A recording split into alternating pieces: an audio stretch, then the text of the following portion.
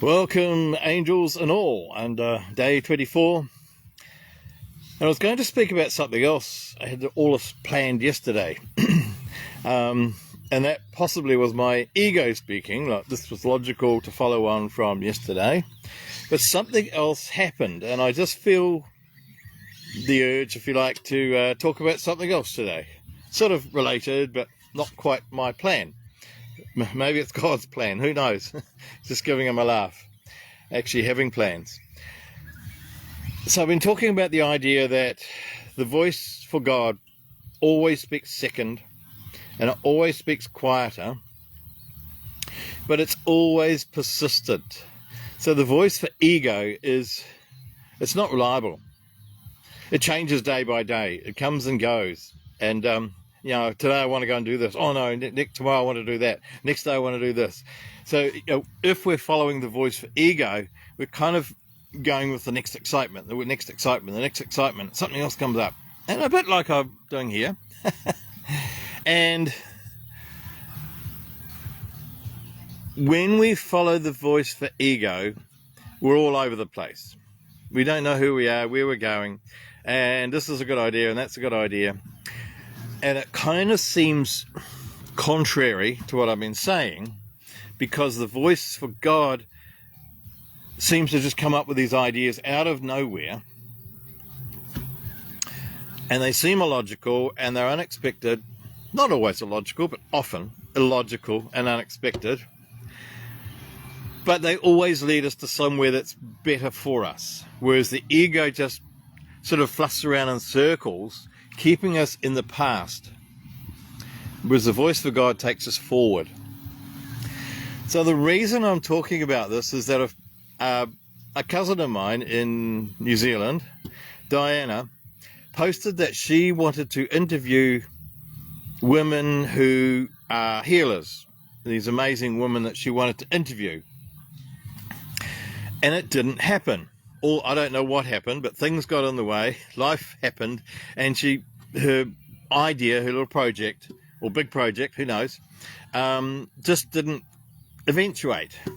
So she decided to not give up, which is a really good idea, and it's admirable. She decided not to give up, just do her own thing, talk herself. And of course I suggested, because I don't know, but I suggested to her that so often we don't think we're good enough. Who am I to, I'm not qualified, I'm not experienced, I'm not good enough to do whatever this sort of voice says I probably should do. And I've had that for a very long time, and kind of breaking through it. And I don't know if that's what's going on for Diana. I'm making up a story that that's what's going on. So it's possible that I'm absolutely wrong. But I suspect there's part of her that doesn't think she has a voice worth listening to. And I know when I did the landmark course, we had to come up with our favorite negative phrase, that nag that always goes on. And mine was, who am I that anyone would want to listen to me? Which is kind of a bit of a joke, because I'm a writer and a speaker and a teacher, and I'm making lots of communication out there. So it was a bit of a wake-up call for me that I had started being a teacher and a writer, and then there was this realization that I have this inner negative voice that kept saying, oh, it's not worth it, people don't want to listen to you, shut up. And I don't know if that's going on for Diana. But I know that the thing that we want to do so often is the thing that we're most resistant to. And maybe, possibly, for Diana, Spirit, God, Source, big wisdom, big banana, whatever we call that which is out there, is actually wanting her to speak. She's the voice that needs to be heard. And so often we resist that, because who am I? This little old me, I've got nothing to say. I want, other people to. I want to be a funnel for having other people speak when it's actually me. So even though the voice for God is quiet and always speaks after the ego. It doesn't give up. It's consistent. It's persistent. It just keeps nagging at us to do this, do this, do this, in a quiet way, and things will come up. Life will get in the way where we have to end up doing what Spirit says. And I had a friend in Tauranga, Mark Smiley, who's since died, an amazing guy, but he he realised the system works. Like, he was a rough and tough, he was a fisherman, and he liked drinking lots of beer and fighting lots of people in the pub, and he was a real wild man. And then he started to hit the bottom, which means he was starting to top out, actually. So he had a car accident, and a little thing happened. I don't know what it was. He sprained his ankle or sprained his nose or something, and it was hurting. And the second time he had a motor vehicle accident, he did something really serious. I think he broke an arm or something. He didn't stop drinking, he didn't stop fighting, he didn't stop driving madly. And the third time he was in hospital for a very long time. He broke his back, I think it was, and he had a spinal injury that actually stayed with him for the rest of his life. He recovered, but it was always a problem. And he realized that when God speaks, he starts off nice and soft, and he just suggests, maybe you kind of do something different. Maybe you move this way.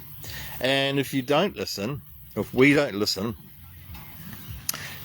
he makes the lesson harder and speaks louder. And eventually, God speaks in such a way that we have to follow that guidance. And for Mark, it was a real wake-up call. He gave up drinking, he didn't give up smoking, he gave up the fighting, he gave up fishing. He got right into spiritual things, spiritual beliefs and study and all that sort of stuff.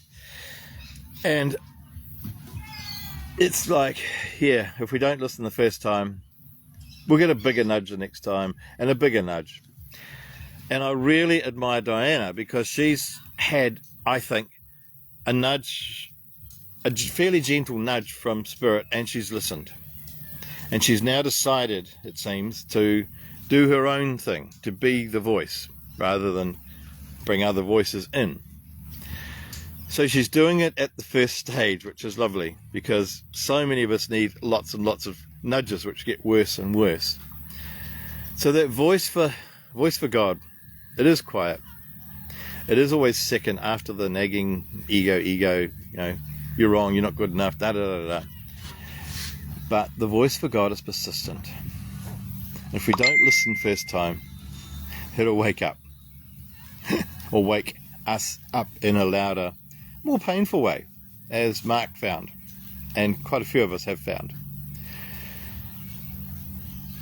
So that's it. I just wish you a wonderful day. I wish you a listening and a taking action on the word for God. And I bless you and wish you peace.